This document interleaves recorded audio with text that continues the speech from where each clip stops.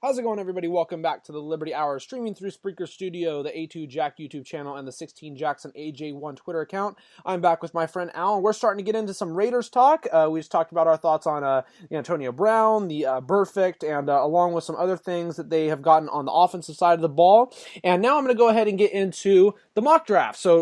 The draft in general. There are some mock drafts that are out, and the Raiders have the 4th pick. Niners have the 2nd. I pray that we take Nick Bosa because I'm sure that the Cardinals will take Kyler Murray. If we don't take Nick Bosa, I'm going to try not to have a mental breakdown. But the Raiders with the 4th pick, like I said, they need something on defense.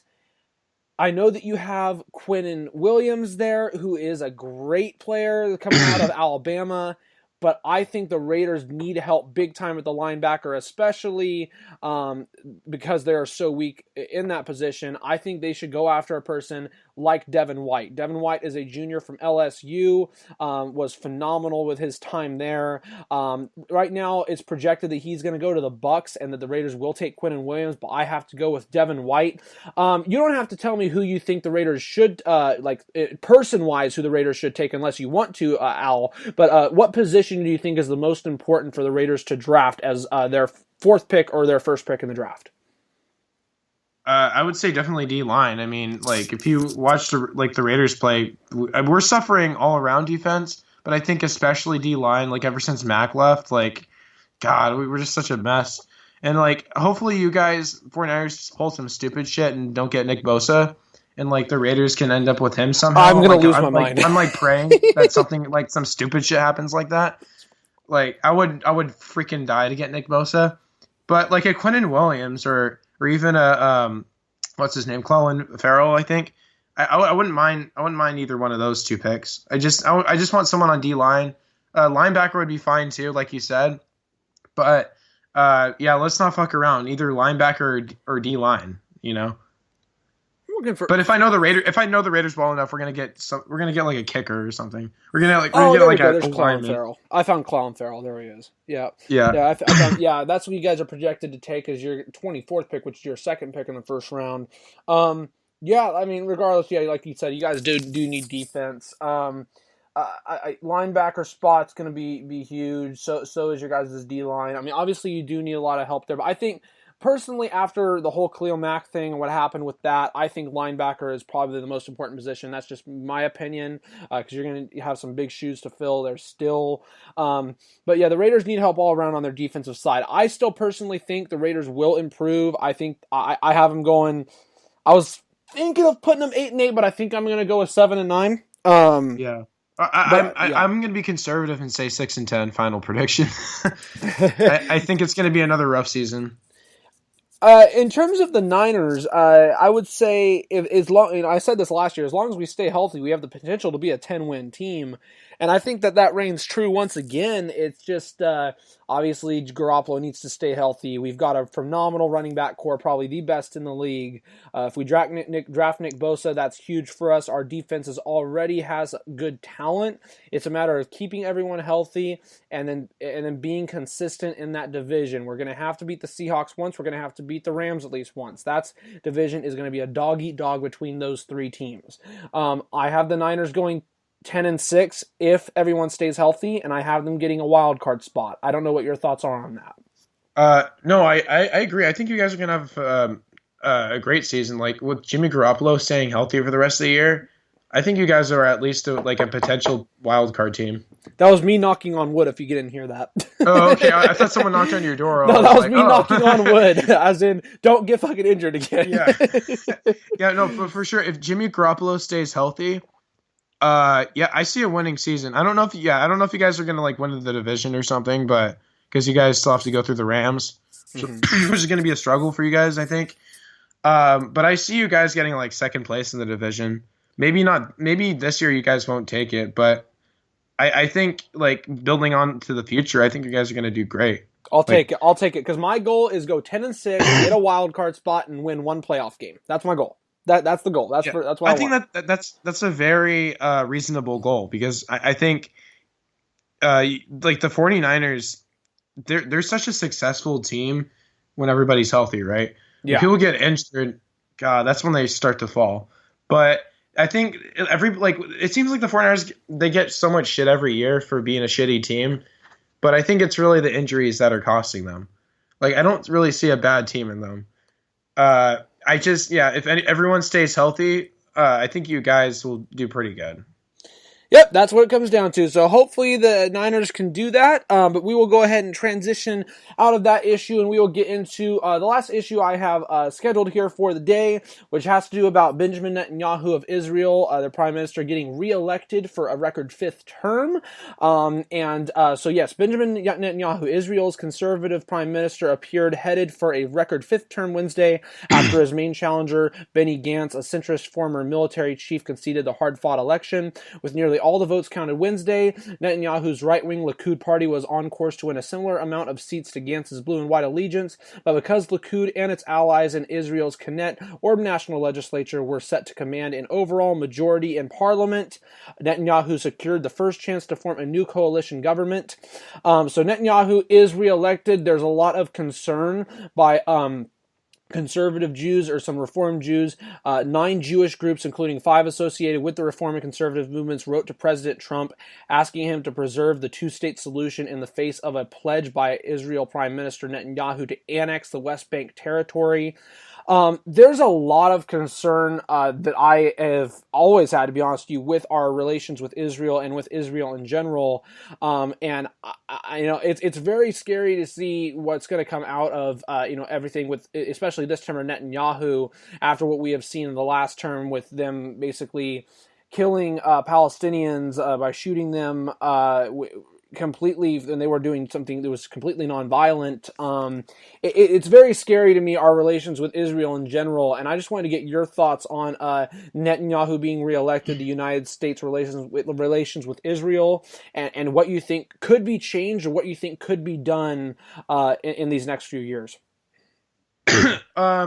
So I don't really see anything being changed. Like the U.S. has always kind of been a staunch supporter of Israel, but I think my stance of I think the U.S. and I think we both agree shouldn't be involved in a foreign conflict that has nothing to do with the U.S. Like the Palestine and Israel conflict.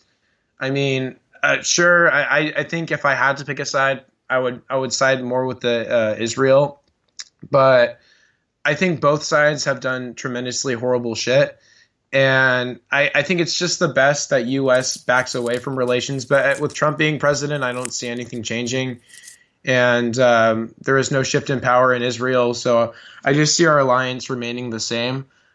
For the Israel election, I'm not sure. I think Netanyahu, he hardly won, right? Yeah, against his opponent. He got just enough. Yep, basically. So there's some controversy behind that. I don't know too much about Netanyahu, but maybe was his opponent, was he more for the two-state resolution or no? It's one of those cases like, yes, he was, but it's one of those cases where it's kind of swept under the rug. It's like U.S. Democrats saying they're for Medicare for all. That's the best. Okay. That's the best example I can give on that. Yeah. Oh, yeah. And it's hard to win in Israel if you're for a two-state resolution. Exactly. Because no, I totally get it. But yeah, I'm not sure about the other guy, but being more liberal, I probably would have supported Gantz over Netanyahu. I pretty much just don't see really anything changing for relation-wise. I probably agree, and which is really unfortunate. I'm one of those people that, and I know, I'm pretty sure you agree with me on this, that we shouldn't be providing foreign aid to really anyone, especially anyone who supports any type of terrorism that ends up killing civilians or anybody in general. I'm very critical of the UN. I'm very critical of NATO. I'm very critical of multiple alliances that we have formed and have been a part of for decades, because of certain nations that are in those organizations. To be quite honest with you, this was a quote from the article that I read on the the Jews, the 9 Jewish groups. We believe that it will lead to greater conflict between Israelis and Palestinians, severely undermine, if not entirely eradicate, the successful security coordination between the State of Israel and the Palestinian Authority, and galvanize efforts such as the boycott, divestment, and sanctions movement that are intended to isolate and delegitimize Israel, said the letter released early Friday to the Jewish Telegraphic Agency. Quote, it will create intense divisions in the United States and make unwavering support for Israel and its security far more difficult to maintain. And that's so right. And I must say, I'm definitely a supporter of the boycott, divestment, and sanctions movement. I wish more countries would jump on board and criticize Israel for their actions they have done. I'm not gonna sit here and say that Palestine has been perfect, but I would definitely. The reason I put more blame on Israel in general is because they're more related to the United States in terms of us being allies with them and the foreign aid that we have given them. Obama gave them Iron Dome, which shoots back, I think I want to say 80% of Hamas's rockets. So I'm more critical of Israel than I am anything, even though I understand both sides are at fault, which is once again why I agree with you that we should just totally get out of there. Yeah, I think, but ultimately though, like looking at it from a objective point of view, I do think that it's like a no-brainer that Israel is kind of the better side. Like I don't want to like try to like be like some I don't want to try to like preach or anything, but I do like if you look at Israel's human rights laws, they're so much better than Palestine, because Palestine, like at least Israel, they do the shady shit with the illegal settlements and stuff, but at least they don't have Sharia law implemented, and they seem to be kind of a tolerant, more liberal society. Speaking of Sharia law, I'm going to try to pull it up on my maps. I'm not the best person when it comes to geography, so as I zoom out here, there is a nation that we are allies with over in Asia. I'm trying to think of what it is. They just implemented Sharia law, and I can't find it. Oh, it was that small Muslim country that I think it started with a B or something. Yeah, no, not Bahrain. Bahrain?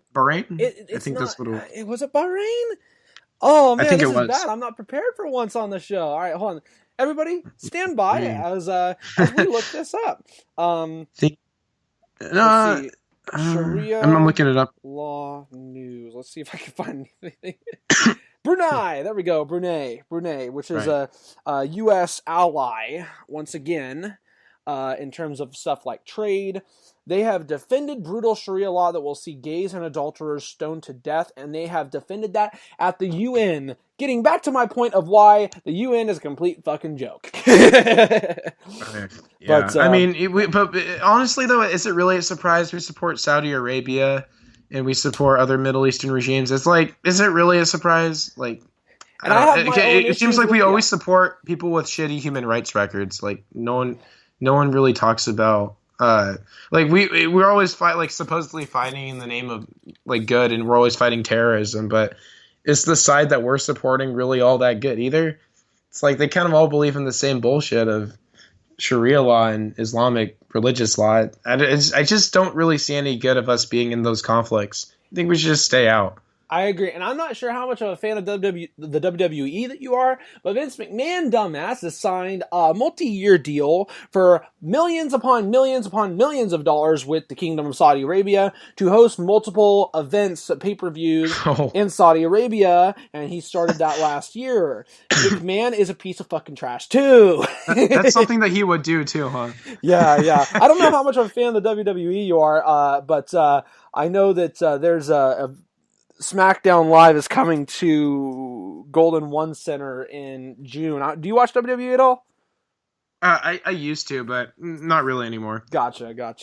But that is funny because so for the Diva events when the women wrestlers face each other, are they gonna have to be covered from head to toe? So that's the thing. So basically, Saudi Arabia denies any Jews from being there, and they deny women. So yeah, WWE claims for a women's revolution, but women can't be at Saudi Arabia because their fucking dumbass owners signed a multi-million-dollar deal with the kingdom. Good job, guys. Wait, so is it just gonna be male wrestlers or? It's just male wrestlers. Yep. Dude, that's they already had 2 events of that last year, and they were both fucking trash.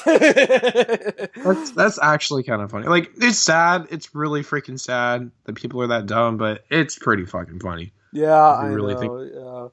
All right, well, we are going to end part 4. We'll be right back with part 5 here. I'm pretty much going to be closing out this podcast here with Al, going over any final thoughts we have of what's going on for the future, anything else that we have in mind to talk about, and then we are going to close this out. I'm going to go over the Masters leaderboard, predictions on that for this weekend, NBA playoff predictions, and one more issue. We'll be right back here with the final part of the Liberty Hour. Thank you for tuning in.